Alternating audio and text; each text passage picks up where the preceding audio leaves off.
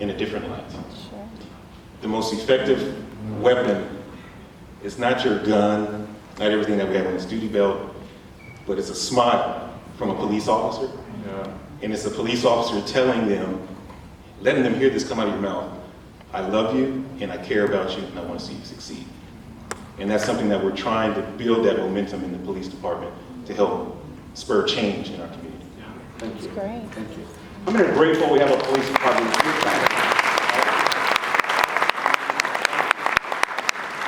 Jennie, do you mind? So I work in the space of foster care, and it's right, hurt people, and I have a passion for systemic change, and I used to think it was legal changes, government changes that needed to happen, and there is some of that, but it's ultimately the kingdom that has to influence the systemic change that we need. And there is never enough in our community right now foster homes for children, and I serve a God of more than enough.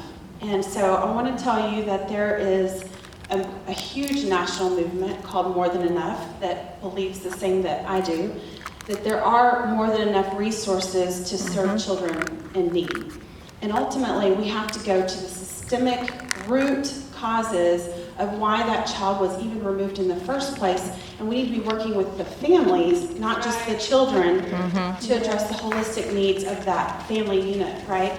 And so the More Than Enough movement says that if 10% of churches in every county in the U.S. are actively engaged in foster care before, during, and after, then we will have more than enough biological family support for those who can be reunified.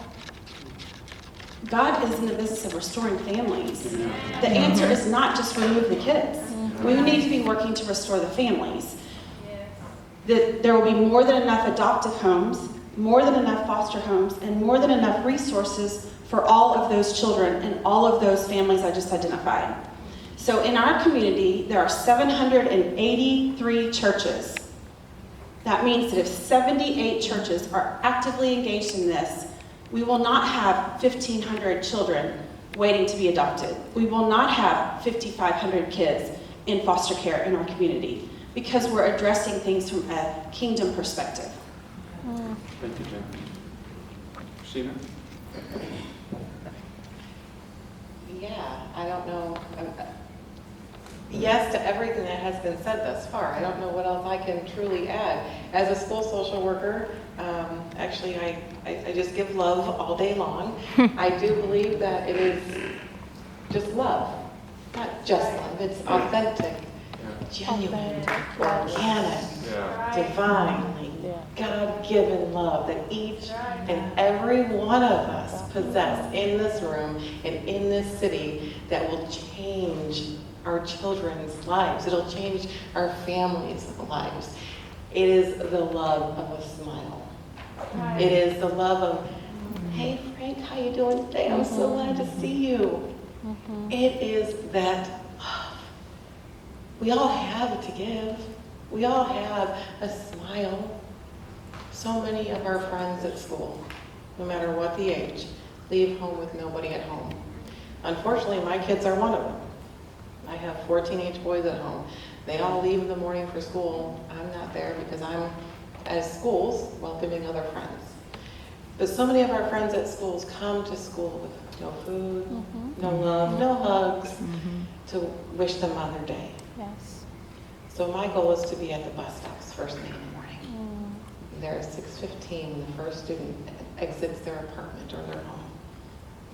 High fives, hugs, bumps, side love. And as they all congregate, it is Miss Stina, Miss Stina, Miss Stina. And then after school, being at the bus stops, giving pretzels and apples, whatever I can provide at the time. Again, with the, you made it through a day. So glad. It's being at the school, again, reinforcing that love, reinforcing the positivity that you can succeed. No matter what the obstacles are at home, whatever obstacles we are feeling, no matter what part of our holistic well-being is being challenged, there's somebody that's going to be your champion. I feel like that's what God has challenged me to do. This is a God thing. It's not a Stina thing, it's a God thing. Isn't it interesting as I always say God doesn't yell, he repeats himself. It's been very rare in my life where I hear an audible voice of God from heaven. In fact, never. If you have, you're probably more spiritual than I am. And that's okay. But what I've often learned is that God will repeat himself. And so listening to this panel, it just comes down to loving adult in the life of a kid. It's that simple. We look at the social issues around us so complex, but yet they're very simple in the eyes of God, and it's just in loving one another. And so I as we kind of transition here for a bit, how can we practically love? Because you guys have exemplified that. But what's someone in a pew, someone that's an educator, someone that's a nonprofit leader, where's a practical way we could say, here's something you can do to just make a difference, however big or small, right? Jennie, you want to start us off? You're closest. Thanks. Yeah, it's an interesting question, and it's hard to boil this down to just these little bullet points, right? But at first, it's just a willingness to say yes, that the children that our organization serves, they are eventually going to be adults. So if we're not committed to addressing these societal woes in a child's life, they become the perpetrator. They become the ones that are homeless. They become the ones suffering from mental illness because of the trauma that they've experienced as children. So I think it starts with, I would just challenge you to ask that question, is my church one of those 78 churches that needs to be actively engaged in this issue, in the complex issues around foster care? Because it's going to take, unless you're the pastor sitting in here, it's going to take the prayer of a layperson to activate your church first. And then it's not just coming to this population with backpacks or with bicycles. Those things are wonderful, but they do not bring transformation. That's right. It is a willingness in our own hearts to enter into the mess of other people's lives. Yes. And to care for children well, we have got to serve their parents. Yes. One thing that comes to mind, when God called me to be a police officer, I answered that call and I said, God, put me where the most need is. Put me where the gang members are. And give me an opportunity to love on them. And so I would purposely pull over my patrol car. I see the gang members out there. I see them out there with their kids, and go and hang out and spend time with their kids. And a lot of the kids would tell me I'm number one with the different finger. But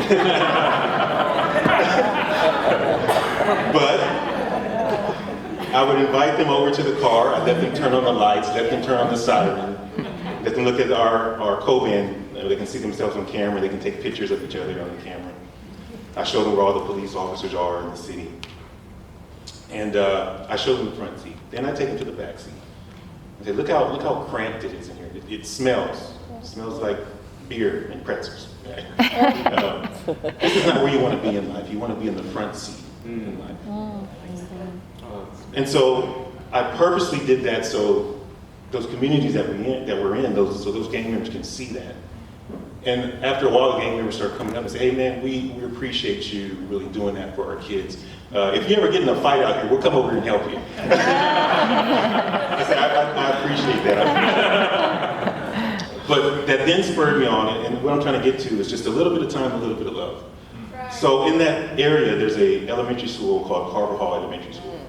So I stopped there one day and I asked the principal, may I hang out with your kids just once a month? Just come over and just read to the kids once a month. She said, we would love that.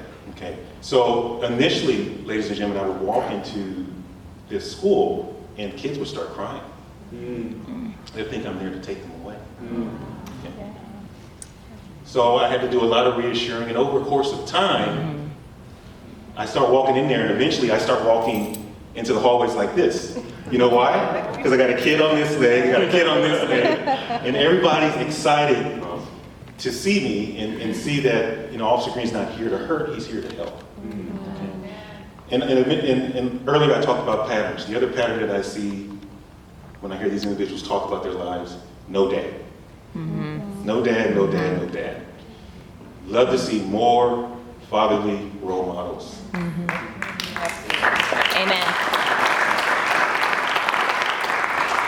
There's an organization that I like called Watchdogs. Yeah. You might have heard Yeah. of Watchdogs, dads of great students. So in certain parts of our community, there are a lot of dads. You can't even get on the list to be able to go and serve. But in other parts, there's maybe 1 or 2 dads that are signing up to be watchdogs. So I would love for churches and different communities to maybe look at watchdogs and see how can I get some of our families, some of our church members to go in there and be watchdogs for these other schools that are not being represented with more fatherly role models. Thank you. Thank you. Yes. Yes. Little Yeah. bit of love, little bit of time, and oh my gosh, if we can just have more friendly, smiley, happy faces anywhere. If you see kids at the bus stop stop and say good morning, I mean, yeah, it looks a little random. I've been called the creeper. But, you know, the Watchdogs is a great program. I don't know why I didn't think about that, but of course you would because you're awesome.